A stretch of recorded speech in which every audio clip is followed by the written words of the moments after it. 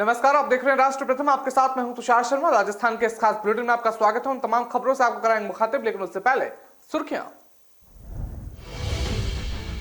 राजस्थान के स्कूलों में बच्चे चलेंगे शतरंज की चाल। प्रदेश में 60,000 से अधिक सरकारी स्कूलों में शुरू होगा चेसन स्कूल। मोबाइल मजिस्ट्रेट की ताबड़तोड़ कार्रवाई। ट्रैफिक नियम तोड़ने वाले 11 बसें सीज, मचा हड़कंप। राजस्थान के 20,000 से अधिक युवाओं को मिलेगा रोजगार। 11 और 12 नवंबर को जोधपुर में 200 कंपनियों का होगा जमावड़ा। संगठन की विचारधारा को आगे बढ़ाएं या किसी व्यक्ति विशेष का आदेश माने, बीजेपी पार्षद ने जेपी नड्डा को लिखी चिट्ठी। अखबार पढ़ते पढ़ते शख्स को आया हार्ट अटैक। आधे मुंह गिरा, फिर नहीं उठ पाया शख्स। अब खबरें जानेंगे विस्तार से। आपको बता दें कि राजस्थान के सरकारी स्कूलों में पढ़ने वाले बच्चे और अब पढ़ाई करने के साथ ही शतरंज की चाल भी चलेंगे। अशोक गहलोत सरकार प्रदेश की 60,000 से अधिक सरकारी स्कूलों में चेसन स्कूल कार्यक्रम शुरू करने जा रही है, जिसकी शुरुआत 19 नवंबर के पूर्व प्रधानमंत्री इंदिरा गांधी की जयंती से होगी। इसके बाद हर महीने के तीसरे शनिवार को नो बैग डे के दौरान स्कूल में शतरंज खेला जाएगा। शिक्षा मंत्री डॉक्टर बीडी अकल्ला ने बीकानेर के इंग्लिश स्कूल में 66वीं जिला स्तरीय विद्यालय खेलकूद प्रतियोगिता के तहत शतरंज खेल के उद्घाटन समारोह में ये ऐलान किया। उन्होंने कहा कि देश भर में पहली बार राजस्थान में ये पहला होने जा रहा है। इसके तहत प्रदेश के 60,000 से अधिक स्कूलों में खेल ग्रांड से चेस बोर्ड और अन्य आवश्यक सामग्री खरीदी जाएगी। इसके साथ ही बच्चों को शतरंज में परंपरागत किया जाएगा। उन्होंने कहा कि मस्तिष्क से समुचित विकास के लिए शतरंज जैसे खेल खेलना बहुत ही ज्यादा जरूरी हो गया है। मंत्री कल्ला ने बच्चों के साथ शतरंज का अभ्यास मुकाबला खेला और बच्चों की हौसला अफजाई की। शतरंज के 64 खानों और मोहरों के बारे में बताया। शिक्षा मंत्री ने बताया कि पहली बार शतरंज को स्कूली खेलों में शामिल किया गया है और इसके बाद शतरंज की जिला और राज्य स्तरीय प्रतियोगिताएं हो रही हैं। इन प्रतियोगिताओं में भागीदारी निभाने वाले बाल शातिर आने वाले समय में शतरंज के राष्ट्रीय और अंतर्राष्ट्रीय समर्थकों के राजस्थान का नाम रोशन करेंगे। उन्होंने कहा कि सरकार की मंशा है कि राजस्थान के अधिक से अधिक शातिर ग्रैंड मास्टर बने। और बता दें, उन्होंने चिंता जताते हुए कहा कि आज बच्चे जो हैं मोबाइल और वीडियो गेम में जाल में फंसते जा रहे हैं। इससे बच्चों का मानसिक विकास अवरुद्ध होता है और शतरंज जैसे खेल में विद्यार्थियों में सकारात्मक प्रतिस्पर्धा की भावना पैदा होगी। तो बता दें, ये शतरंज का खेल शुरू होने जा रहा है और शिक्षा मंत्री ने अपने बयान में ये तमाम बातें कही हैं।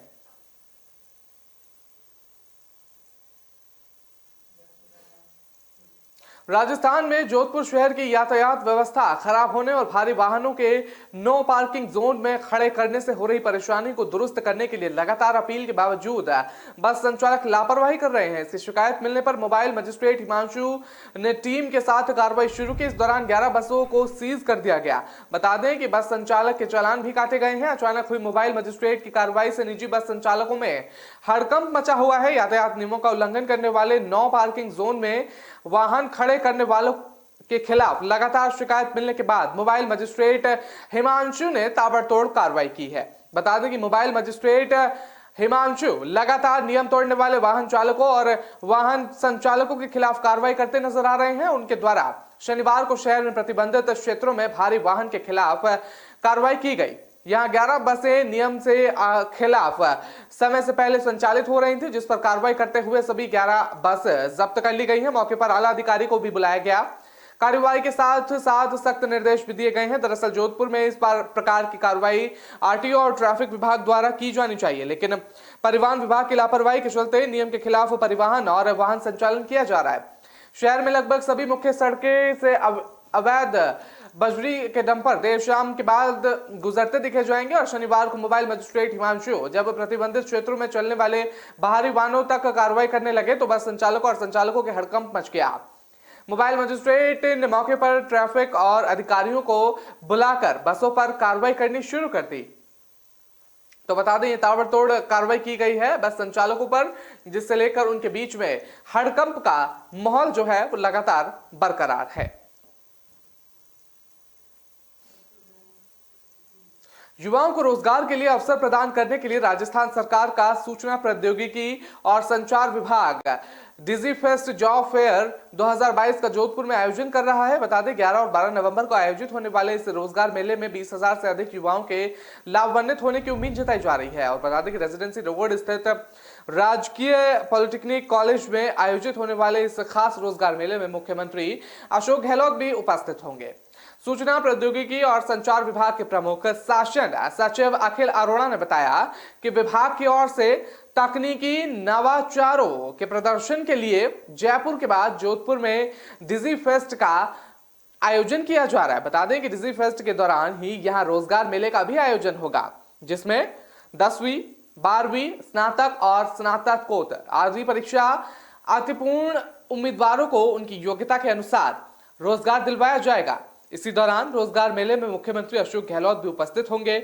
बता दें कि आईटी जॉब फेयर में सम्मिलित होने से पूर्व अभ्यर्थी ऑनलाइन वेबसाइट पर जाकर ऑनलाइन पंजीकरण करवा सकते हैं। बता दें कि आईटी जॉब फेयर स्थल पर भी पंजीकरण करवाए जाने की व्यवस्था की जाएगी। युवा क्यूआर सुविधा का उपयोग कर अपना पंजीकरण स्वयं भी कर सकते हैं। जॉब फेयर में पंजीकरण करवाया जाना बिल्कुल ही निःशुल्क है। तो बता दें 20,000 से अधिक युवाओं को इस रोजगार मेले का लाभ होगा। 11 और 12 नवंबर को ये मेला लगेगा और जहां पर 200 से ज्यादा कंपनियों का जमावड़ा लगने की उम्मीद जताई जा रही है।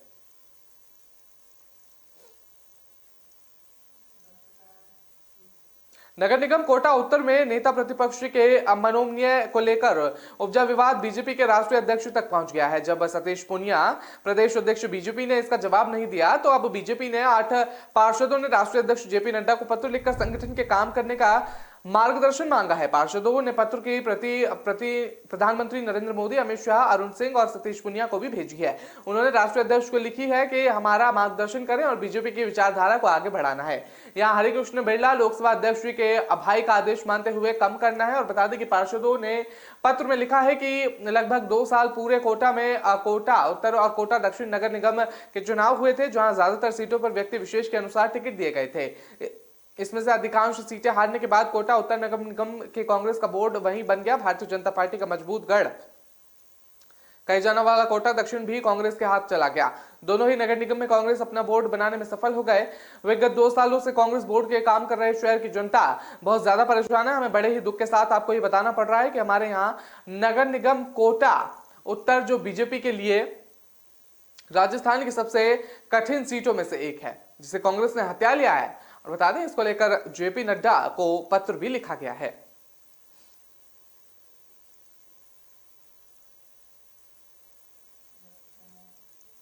राजस्थान के बाड़मेर जिले का एक वीडियो इन दिनों सोशल मीडिया पर खूब वायरल हो रहा है, जिसमें एक शख्स अखबार पढ़ते पढ़ते अचानक बेंच से गिर गया और उसकी मौत हो जाती है। मौके पर मौजूद लोग उसे अस्पताल ले जाते हैं, लेकिन डॉक्टर उस शख्स को मृत घोषित कर देते हैं। बता दें कि डॉक्टरों ने जांच के बाद बताया कि उस व्यक्ति का दिल का दौरा पड़ने की वजह से मौत हो गई। इस घटना से जहां मृतक के परिवार में मातम पसरा हुआ है, वहीं वीडियो देखने पर लोग सन्न रह गए हैं। और यह घटना बाड़मेर जिले के पचपदरा की बताई जा रही है। वीडियो में शख्स रिसेप्शन के पास बेंच पर बैठकर अखबार पढ़ता दिख रहा है। अचानक ही दिल का दौरा पड़ता है और वो नीचे गिर जाता है।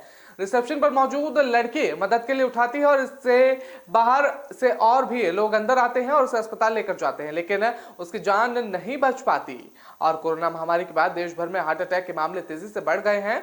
केवल बुजुर्ग ही नहीं बल्कि ये युवाओं को भी अपना शिकार बना रहा है। देश भर में ऐसी कई घटनाएं सामने आई हैं जहां हंसते गाते और नाचते लोगों को अचानक ही दिल का दौरा आ गया और उनकी मौके पर मौत हो गई। यूपी और जम्मू कश्मीर से भी ऐसे मामले सामने आए हैं जहां स्टेज पर प्रस्तुति के दौरान कलाकारों की भी मौत हो गई और जांच रिपोर्ट में ये बात सामने आई थी कि उन्हें अचानक ही दिल का दौरा पड़ गया था।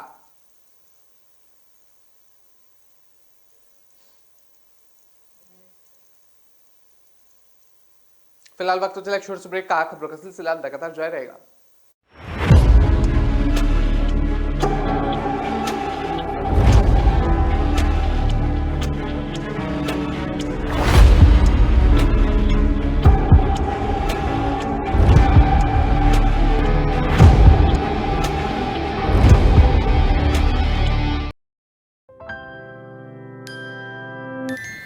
दीदी अब ऐसे ऑटो लेने कहाँ तक जाओगी?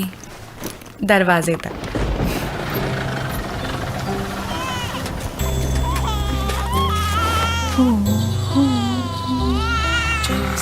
सोचे जो चाहे वो करके दिखा दे।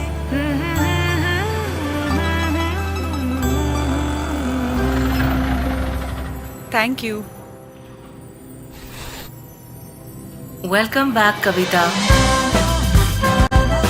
ऑटो ढूंढने की परेशानी और पुराने तरीकों की कहानी पीछे छोड़ो। उबर ऑटो से बस सोचो और चल पड़ो। उबर, बस सोचो और चल पड़ो।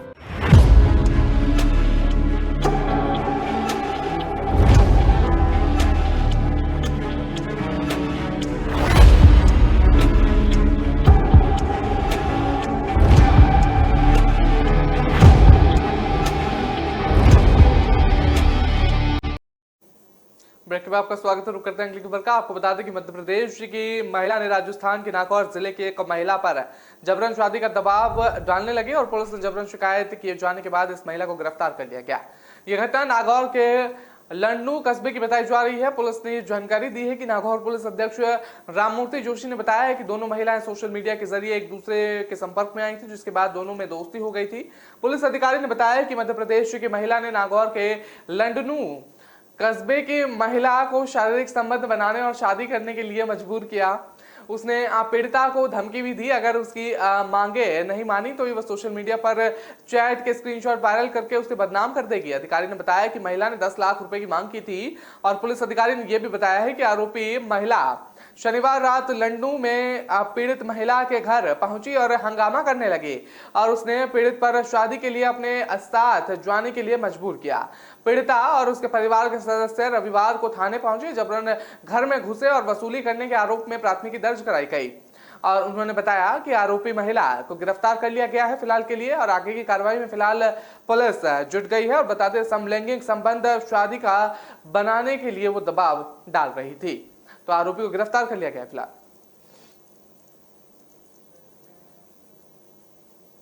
आप लोगों ने घर में काम करने वाले नौकर और बाई को लेकर सुना होगा कि वो अपने मालिक की सेवा करते हैं, साथ ही उनके लिए किसी और से भी लड़ पड़ते हैं। वहीं नेपाली घरेलू नौकर ने एक ऐसा कांड कर दिया है जिससे घर में काम करने वाले नौकरों को लेकर सवाल खड़े हो रहे हैं। दरअसल Jodhpur police commissioner east air force police थाना क्षेत्र की पोस्ट कॉलोनी में एक हैंडीक्राफ्ट व्यवसायी अशोक चोपड़ा के घर में काम करने वाले 4 नेपाली नौकरों ने परिवार के लोगों को नशीली गोलियां खिलाकर बेहोश कर करोड़ों रुपए की चोरी को अंजाम देकर मौके से फरार हो गए।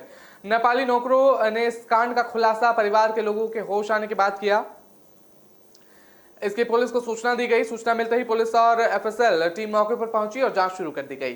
जोधपुर में इस साल की ये सबसे बड़ी और सनसनीखेज चोरी होने की संभावना जताई जा रही है। Jodhpur police commissioner DGP east Amrita दोहन ने बताया है कि एयरफोर्स क्षेत्र में रहने वाले हैंडीक्राफ्ट व्यवसायी के घर में काम करने वाले 4 नेपाली नौकरों ने घर का कीमती सामान, डायमंड रिंग, सोने चांदी के जेवरात सहित घर में पेश पड़े कैश को लूटने के लिए एक साजिश रची। इसमें परिवार के लोगों को खाने का नशीला पदार्थ दिया गया, जिसमें परिवार के सभी लोग बेहोश हो गए और उसके बाद नौकरों ने पहले तो घर में पार्टी की बियर पी और साथ ही उसके बाद में लगे सीसीटीवी कैमरों का डीवीआर, घर वालों के मोबाइल फोन्स और कारों का भी सभी चाबियों को जला दिया। एक कार में करोड़ों रुपए का चोरी का सामान लेकर मौके से फरार हो गए चोर। तो ये एक बड़ी वारदात सामने आई है चोरी की, जहां घर के ही नौकरों ने इस वारदात को अंजाम दिया है और फिलहाल जो कार्रवाई कर रही है पुलिस उसमें जुट गई है।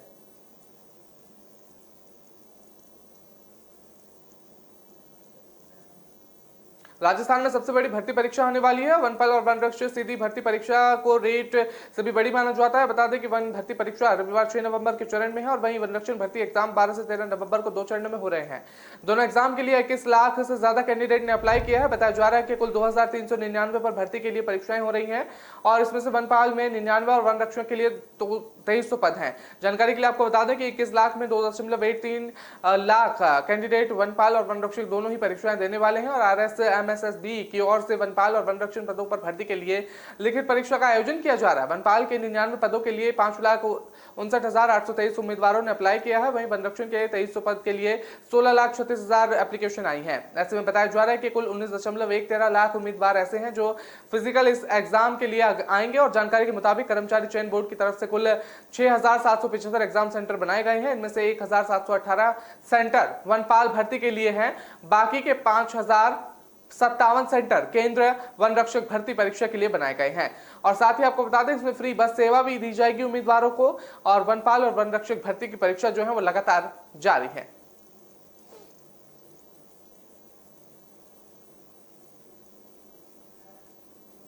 देश की एनआईटी, ट्रिपल आईटी और जीआईएफटी के कॉलेजों की 8,751 सीटें खाली हैं। द्वारा सोशल मीडिया राउंड और काउंसलिंग चरणों के कार्रवाई और स्पेशल राउंड काउंसलिंग के अंतिम सीट आवंटन की ओपनिंग में कॉलेजिंग रैंक और सीबीएसई वेबसाइट पर जारी कर दी गई है। बता दें कि आवंटन के बाद कॉलेज में विद्यालयों में 9 नवंबर तक आवंटित एनआईटी, ट्रिपल आईटी और फाइनल प्रवेश के लिए फिजिकल रिपोर्ट करना होगा, अन्यथा उनकी मिली सीट निरस्त हो जाएगी। Career counselling expert Amit Ahuja के अनुसार सीबीएसई स्पेशल काउंसलिंग के अंतिम और दूसरे राउंड सीट आवंटन हो चुका है। जारी किए गए आंकड़ों के अनुसार ओपन से 6,98,445 और एक बार में विद्यार्थी को जेंडर न्यूट्रल पूल और एनआईटी का आवंटन हुआ, जिसमें एनआईटी सूरत में होम टेस्ट कोटे से एमएसएस केमिस्ट्री ब्रांच का आवंटन हुआ। वहीं फीमेल पूल में ओपन में एनआईटी के कॉलेज में रैंक 3,22,237 रही और लड़कियों की रैंक एनआईटी जालंधर के टेक्निकल ब्रांच होम स्टेट कोटो में मिली। और साथ ही ट्रिपल आईटी को ओपन में कॉलेजिंग रैंक जेंडर न्यूट्रल पूल 57,000 रही। और इसी के साथ रैंक लगातार जारी कर दी गई है इसको लेकर।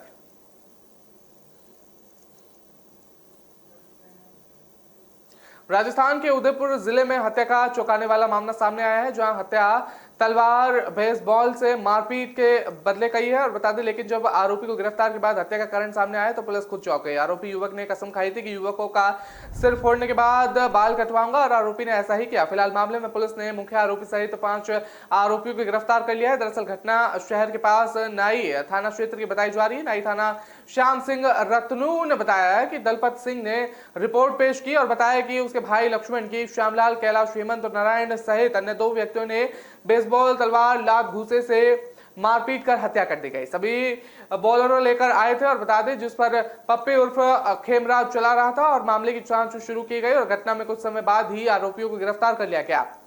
बता दें कि गुरुवार को सूचना मिलने पर मुख्य आरोपी सहित 3 अन्य को भी गिरफ्तार कर लिया गया। मामले का मुख्य आरोपी श्यामलाल है, जिनसे पूछताछ में खुलासा किया गया है कि कुछ दिन पहले लक्ष्मण ने अपने साथियों के साथ मिलकर उसके साथ मारपीट की थी और इसमें वह गंभीर रूप से घायल हो गया था। कई दिन तक होश नहीं आया। इसी बीच पिता की मौत हो गई। जब होश आया तब पता चला पिता नहीं रहे, उनकी असंतुष्टि के लिए होश नहीं रह सकता है और वो कसम खाई थी कि दुश्मनों के सिर नहीं फोड़ दूं तब तक बाल नहीं कटवाएगा वो, जिसके बाद उसने दोस्त के साथ मिलकर हत्या की घटना को अंजाम दे दिया।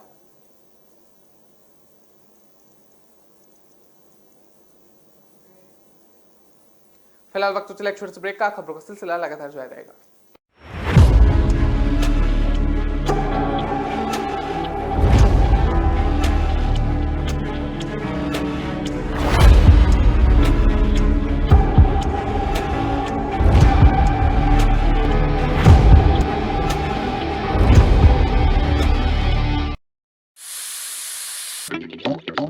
थोड़ा रोस्ट, थोड़ा फ्राई, थोड़ा लो, थोड़ा हाई, थोड़ा अपना वाला ट्राई। मेरा ट्विस्ट, मेरा टेस्ट, मेरा ट्विस्ट। अमृतसरी छोले, मेरे वाले छोले। वंडर मसाला, मेरा ट्विस्ट, मेरा टेस्ट।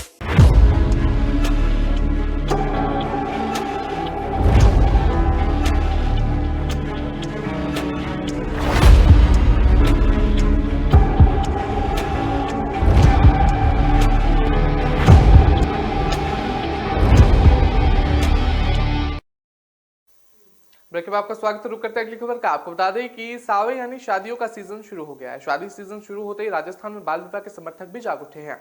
तमाम तरह के कार्यक्रम और पुलिस की सतर्कता के प्रदेश में बाल विवाह में कमी तो आई है, लेकिन इस पर भी पूरी तरह से रोक नहीं लग पाई है।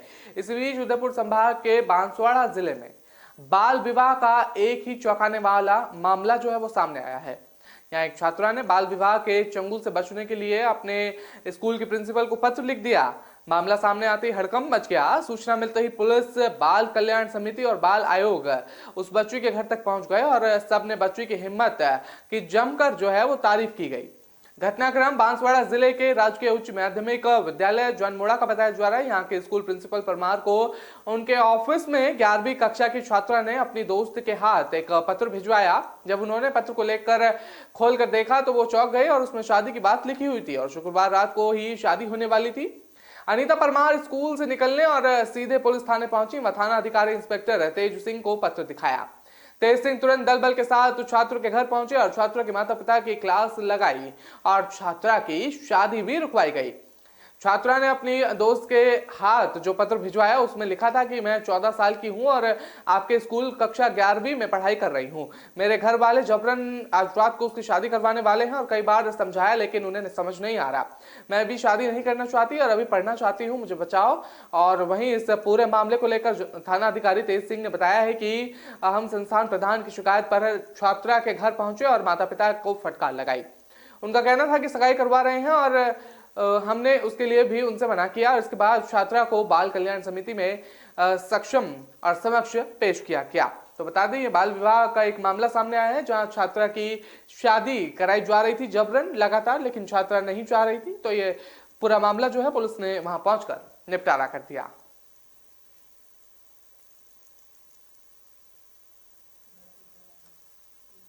बारां जिले में ममता शर्मसार हुई है। कलयुगी मां ने अपनी ही बच्ची का गला घोटकर मौत के घाट उतार दिया। मामला सामने आने के बाद इलाके में सनसनी फैल गई। पिता की रिपोर्ट पर पुलिस ने पत्नी के खिलाफ हत्या का मामला दर्ज कर लिया। पुलिस अधिकारी राजेंद्र सिंह ने बताया है कि सूचना मिली थी कि शिव कॉलोनी निवासी रेखा हाड़ा नामक महिला ने 12 वर्षीय बच्ची का गला दबाकर हत्या कर दी। पिता बच्ची को लेकर अस्पताल पहुंचे। अस्पताल में डॉक्टरों ने मासूम को मृत घोषित कर दिया। पुलिस शव का पोस्टमार्टम करा रही है। मृतक बच्ची के पिता शिवराज सिंह की रिपोर्ट पर हत्या का मामला दर्ज कर पुलिस ने तफ्तीश शुरू कर दी है। बता दें कि मोहल्ले के लोगों ने बताया है कि घर में विवाहिता के एक छोटा बच्चा समेत 2 बच्चे मौजूद थे। वारदात को अंजाम देने से पहले महिला ने छोटे बच्चे को घर से बाहर निकालकर अंदर की कुंडी लगा दी और बच्चे का गला साफी से घोट दिया और बच्चे ने चिल्लाने पर पड़ोसी घर पर दरवाजा तोड़कर अंदर घुसे। तब तक बच्ची का दम घुटने की वजह से मौत हो चुकी थी और कलयुगी मां की करतूत से इलाके में लोग सकते आ गए हैं। बता दें कि पिता बच्ची को अस्पताल ले गए। अस्पताल में डॉक्टरों ने मासूम को मृत घोषित कर दिया। लोगों ने पुलिस को घटना की सूचना दी और सूचना पाकर मौके पर पहुंची पुलिस ने पिता की तहरीर पर मुकदमा दर्ज कर लिया और बच्ची की मां को हिरासत में लेकर तफ्तीश कर रही है। बता दें कि पोस्टमार्टम के बाद बच्ची का शव परिजनों को सौंप दिया जाएगा। तो बता दें कि ये ममता शर्मसार करने वाला मामला सामने आया है जहां बच्ची को गला घोटकर उसकी हत्या कर दी गई और पिता जब उसे अस्पताल में लेके गए तो डॉक्टर ने उसे मृत घोषित कर दिया। तो 12 साल की वो बच्ची थी जिसे मौत के घाट उतार दिया गया।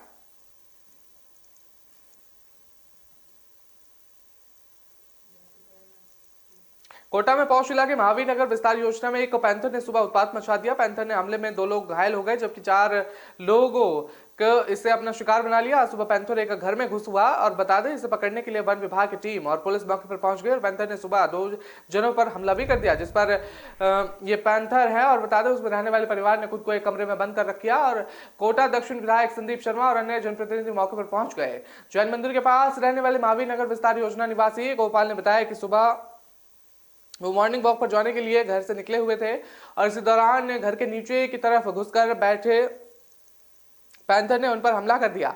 पैंथर का पंजा उनकी जांघ पर लगा और वो भागकर मकान के ऊपर के हिस्से में पहुंच गए। इसके बाद पैंथर भाग गया।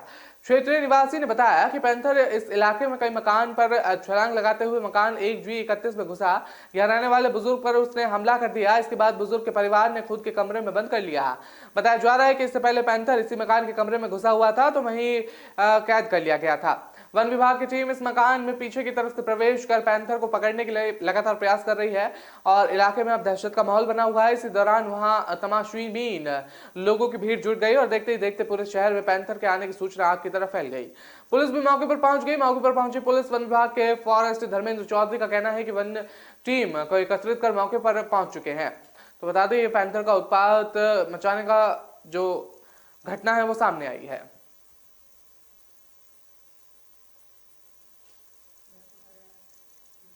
राजस्थान में अगले साल विधानसभा चुनाव होने हैं। उसी की वजह से अब अशोक गहलोत सरकार ने मतदाताओं को रिझाने की रणनीति पर काम करना शुरू कर दिया है। सरकारी कर्मियों के लिए ओल्ड पेंशन स्कीम और संविदा कर्मियों को नियमित करने के लिए घोषणा के बाद गहलोत सरकार अब नए जिले के गठन के जरिए मतदाताओं को साधने की कोशिश करेंगे।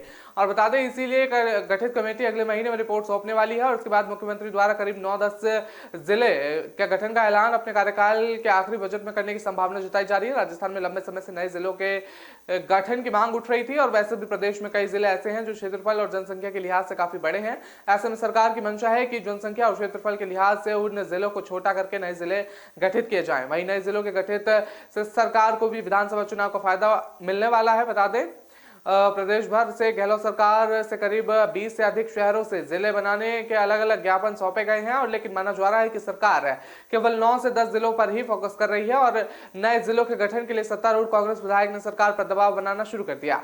पचपदरा विधायक मदन प्रताप जिला बनाने की मांग को लेकर बजट सत्र के नंगे पांव रहने का प्रण ले चुके हैं और वो बिना जूते चप्पल के ही रह रहे हैं फिलहाल।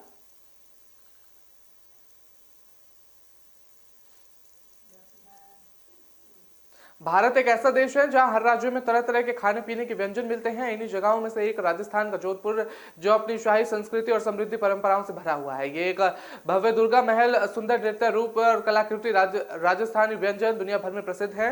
राजस्थान के खाने की बात करें तो सबसे पहले बाजरे की रोटी, दाल बाटी और चूरमा का ख्याल सामने आता है। बता दें कि ठंड में यहाँ बनने वाली हल्दी की सब्जी न सिर्फ खाने में बल्कि सेहत के लिए भी लाजवाब होती है। आप सोच रहे होंगे कि हल्दी तो हर सब्जी में डली जाती है, लेकिन इसकी सब्जी कैसे बनती होगी, तो आपको बता दें कि सब्जी कच्ची हल्दी की बनाई जाती है और एक बार यह कच्ची हल्दी की सब्जी खाएंगे तो आप इसका स्वाद जीवन भर तक नहीं भूल पाएंगे। बता दें कि कच्ची हल्दी की सब्जी आप अपने घर में भी बना सकते हैं। यह सब्जी शुद्ध देसी घी में बनाई जाती है और इसके लिए हल्दी को चाकू से खुरच कर छीलिए और इसे पानी में धोकर कपड़े से पोंछ लीजिए। इस हल्दी को कूद कर इसे कर लीजिए और इसके बाद इसमें हरी मिर्च के डंठल तोड़ लीजिए। तो ये जो सब्जी है राजस्थान में बनाई जाती है, जिसको लेकर उनके जहन में ये सबसे पहले ख्याल आता है। इसको लेकर ठंड में ये सब्जी बनाई जाती है।